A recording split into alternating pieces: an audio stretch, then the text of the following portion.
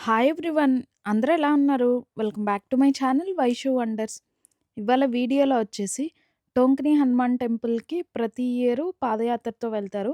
ఇదైతే early morning 4:00 అప్పుడు.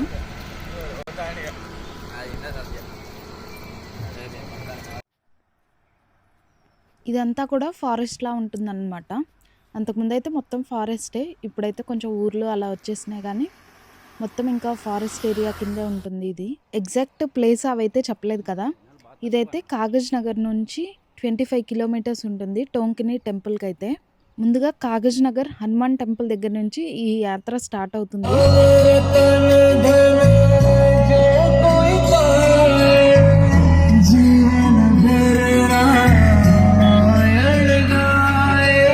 దారిలో అయితే ఇలా స్టాల్స్ పెట్టుకొని వాటర్, బాదం మిల్క్, టీ, ఉప్మా, అలాగే బనానాస్ ఇలాగా ప్రతి ఒక్కటి అన్నమాట. ఎవరికి తోచింది వాళ్ళు అలాగా సర్వ్ చేస్తూ ఉన్నారు. చిన్న పిల్లలు, పెద్దవాళ్ళు అలాగా ప్రతి ఒక్కళ్ళనమాట. ఏజ్‌తో సంబంధం లేకుండా అందరూ నడుస్తూనే ఉన్నారు.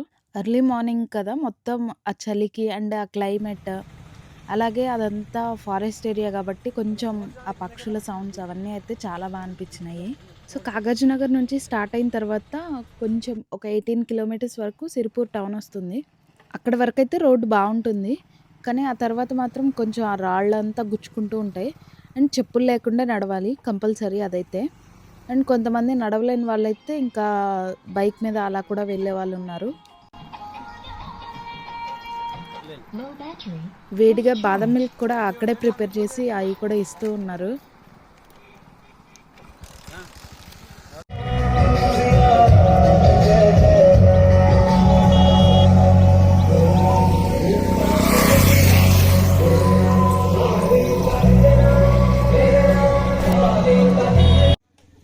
ఇక్కడ 4:00కి స్టార్ట్ అయితే అక్కడికి టెంపుల్ దగ్గరికి వెళ్ళేసరికి 10 అయిందనమాట. టోటల్ 6 అవర్స్ అయితే పట్టింది 25 కిలోమీటర్స్‌కి. ఎర్లీ మార్నింగే కాబట్టి కొంచెం ఫాస్ట్‌గానే నడవచ్చు. ఈ హనుమాన్ పాదయాత్ర కార్తీక మాసంలో ప్రతిసారి కార్తీక పౌర్ణమికి ముందు వచ్చే మంగళవారం రోజున ఉంటుంది. అండ్ మనం కోరిక కోరుకొని ఇలా పాదయాత్ర చేస్తే తప్పకుండా నెరవేరుతుందని అయితే చెప్పారు.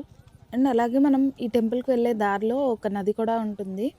నది పేరైతే నాకు అంత గుర్తులేదు కానీ అక్కడైతే ముల్తానీ మట్టి కూడా దొరుకుతుంది. అంత ప్యూర్‌గా ఉంటుందంట అక్కడ మట్టయితే.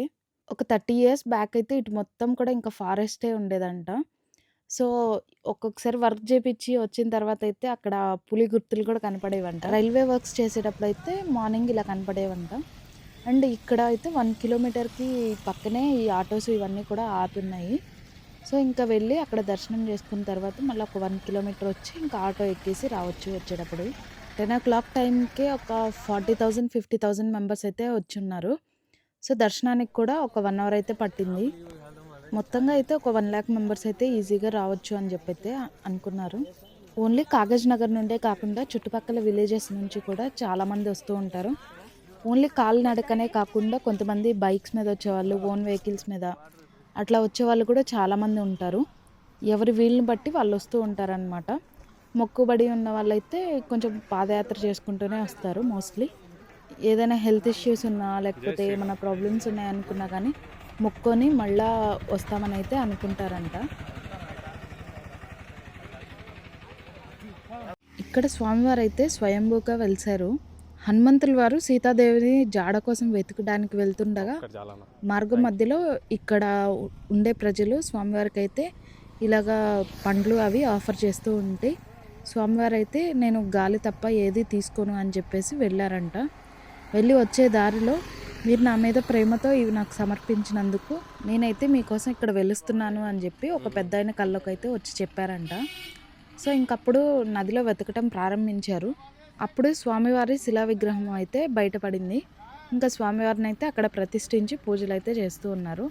నార్మల్‌గా వెళ్ళాలి అనుకుంటే బసెస్ ఉంటాయి. అలాగే మన ఓన్ వెహికల్‌తో కూడా వెళ్ళొచ్చు.